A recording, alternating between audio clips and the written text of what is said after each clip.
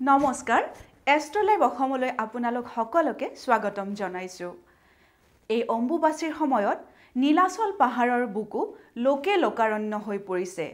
আহকচোন তাৰে কিছু দৃশ্যাংশ আমি উপভোগ কৰোঁ।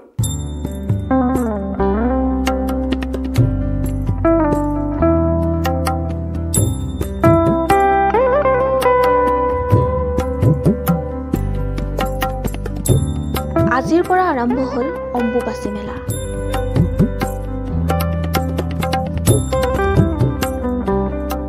সাধু সন্ত আৰু ভক্তবৃন্দৰে ভৰি পৰিল নীলাচলৰ বুকু।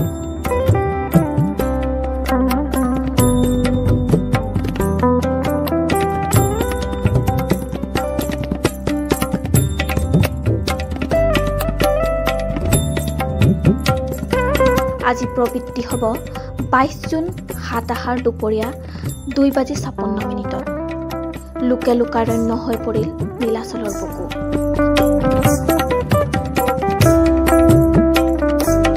প্ৰত্যেক বছৰ আহাৰ মাহতে আৰম্ভ হয় অম্বুবাচী মেলা আৰু এই আহাৰ মাহতে মা কামাখ্যা ঋতুমতী হয়।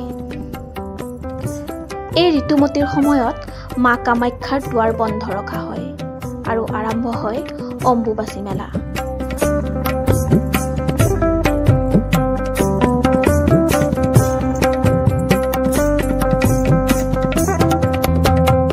প্ৰবৃত্তিৰ পৰা নিবৃত্তিলৈকে অৰ্থাৎ 26 জুন 11 আহাৰ বৃহস্পতিবাৰৰ পুৱতি নিশা 3 বজালৈকে শক্তিপীঠ মা কামাখ্যাৰ আৰাধনা সাধনা আকাৰে কৰা হয়। প্ৰবৃত্তিৰ পৰা নিবৃত্তিলৈকে দেৱী মাৰ পূজা অৰ্চনা বন্ধ ৰখা হয়।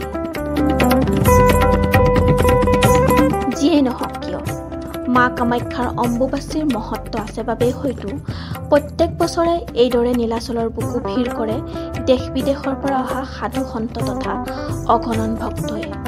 হয়তো এয়াই হৈছে শক্তিপীঠ মা কামাখ্যাৰ অলৌকিক শক্তি।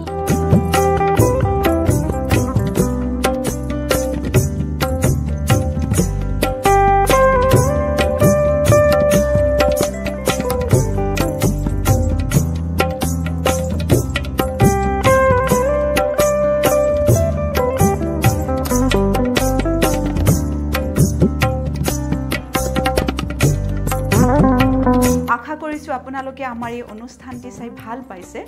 আগলৈও আমি এনেকুৱা অনুষ্ঠান আপোনালোকৰ মাজলৈ লৈ আহিবলৈ চেষ্টা কৰিম। গতিকে চাই থাকিব এষ্ট্ৰলাইভ অসম। ধন্যবাদ।